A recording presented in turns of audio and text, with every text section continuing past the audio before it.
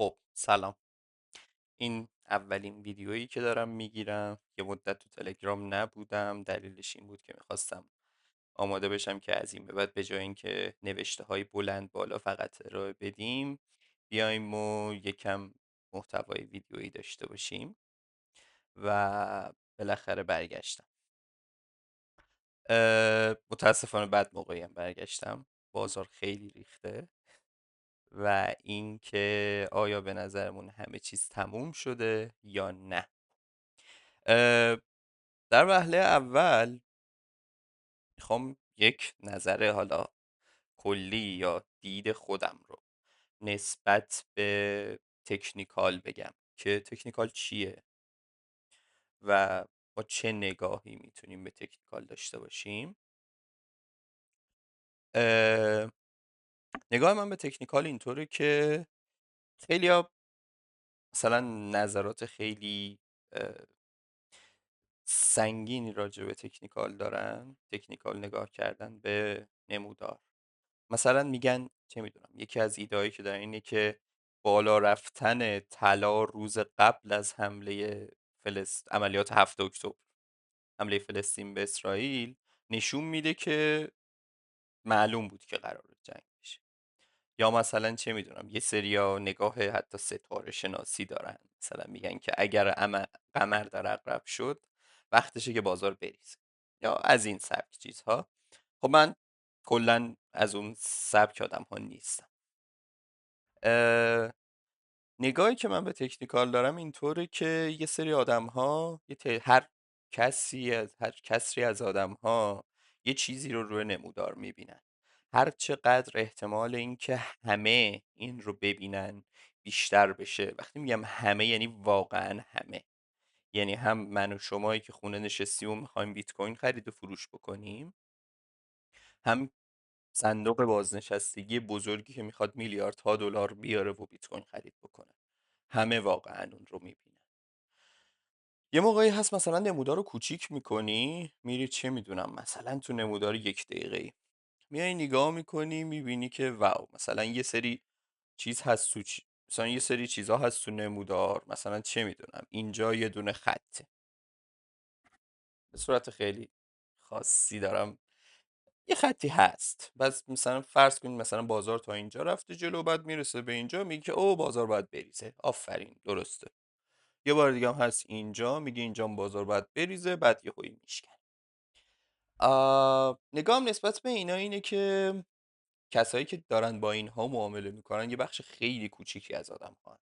این بخش کوچیک همیشه نگاه میکنه که خب اوکی، اینجا من یک معامله اینجا باز میکنم و بعد اینجا معاملم رو میبندم. وقتی رفت بالاتر، یک نگاه خیلی کوچیکی به نمودار داره، خیلی سریع معامله میکنه و سریع هم خارج میشه.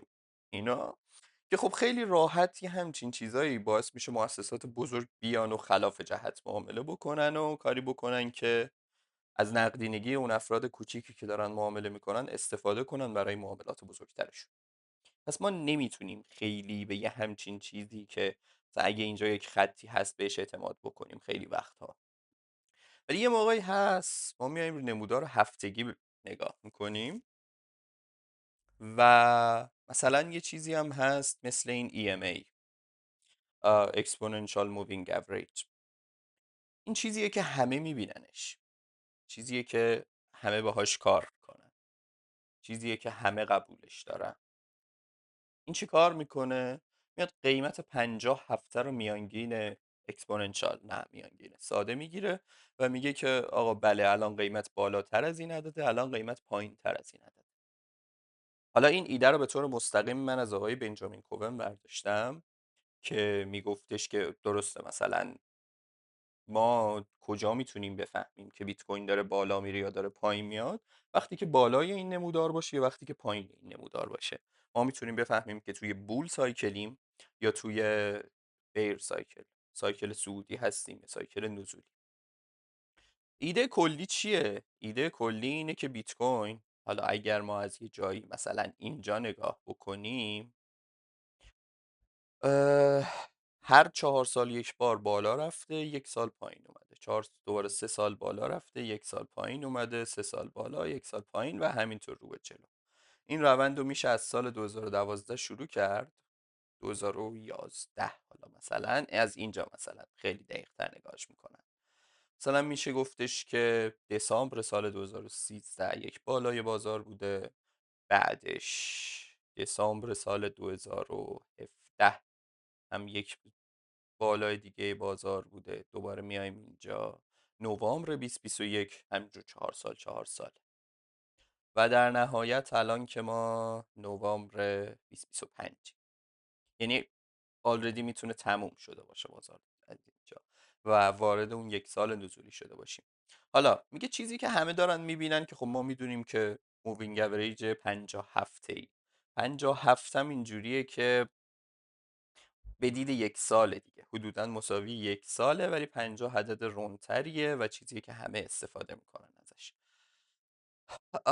میگه شما بیاین اینجا رو ببینین، مثلا بیت کوین داشته بالا میرفته، اولین باری که اومده پایین اومده زیر این خطه، یعنی بازار سعودی تموم شده. ما اینجا میتونیم بفهمیم که بازار سعودی تموم شده. این ایده دوباره دارم میگم مال من نیست، مال آقای بنجامین کوونه و این ایده رو خیلی ها الان قبولش دارن و اینکه این ایده رو خیلی ها قبول دارن باعث میشه که اتفاق بیفته. دوباره یک بار دیگه اینجا میبینیم که اومده پایین ولی پایین باقی نمونده به طور خاص اینجا، پس همچنان بازار نزولی شروع نشده تا یک بار دیگه که اومده زیر این خط رو و باقی مونده بازار نزولی داریم. دوباره میایم سال بعدش اینجا اومده پایین ولی پایین باقی نمونده، اومده پایین و از اینجا به بعد ما میتونیم بگیم بازار نزولی شروع شده. حالا تا سری بعدی که دوباره اینجا اومد بالا و بالا نه، میتونیم ببینیم بازار نزولی داشتیم. دوباره همین روند برای سال 2021 اولین جایی که واقعا اومد پایین این خط، یعنی اینجا ما میتونستیم بگیریم به عنوان شروع بازار نزولی و الان اینجا قرار داریم. اول یک تلاش ناموفق و بعدش احتمالا یک تلاش موفق. همه چیز به یک هفته آینده بستگی داره یه جورایی، برای اینکه ببینیم آیا شبیه حالتهای قبلی میشه یا نه. اگر این کندل یک شنبه هفته بعد همچنان زیر خط 50 هفته بمونه، اون وقت یک توافق جمعی، یعنی اصلا چیزی نیست که حالا اوکی این توافق جمعی رو ممکنه یک کسی که از این جمع بزرگتره به هم بزنه، مثلا صندوق های بازنشستگی، مثلا صندوق های بازنشستگی تصمیم بگیرن که بخشی از پورتفوی تریلیون دلاری خودشون رو به بیت کوین اختصاص بدن. این چیزیه که میتونه این توافق جمعی رو به هم بزنه که وقتی بیت کوین زیر این خط 50 هفته قرار بگیره باید بریزه. ما تا یک شنبه هفته بعد وقت داریم. اگه رفت بالا بازار سعودی میتونه ادامه پیدا بکنه، ممکنه آلت سیزنی ببینیم. حقیقتا خیلی اعتقادی ندارم به اینکه ممکنه آلت سیزن بشه.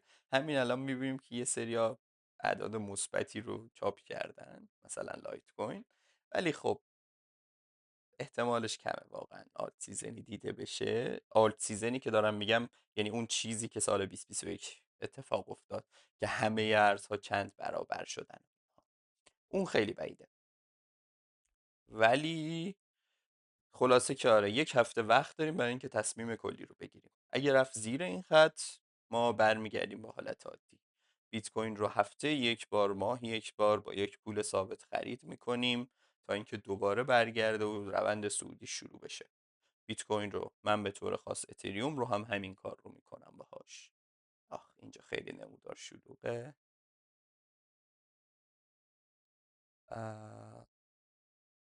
اینجا نمودار خیلی شلوغه ولی همین، یعنی اتریوم هم دوباره اگر ببینم که بازار نزولی به هر حال لیدر بازار بیت کوین، ببینم که بازار نزولی در بیت کوین شروع شده، اتریوم هم همین کار میکنم، ریسکم رو کم میکنم و تصمیم میگیرم که هفته یک بار، ماه یک بار بخشی رو خرید بکنم و قطعا این کار شما رو ناامید نمیکنه. احتمالا اگه سراغ ارزهای دیگه برید و این کار رو باشون بکنید شما رو ناامید میکنه، چون خیلی ها هیچ وقت نتونستن به اون بالاهایی که بودن برگردن، ولی بیت کوین و اتریوم بعیده که شما رو ناامید بکنه.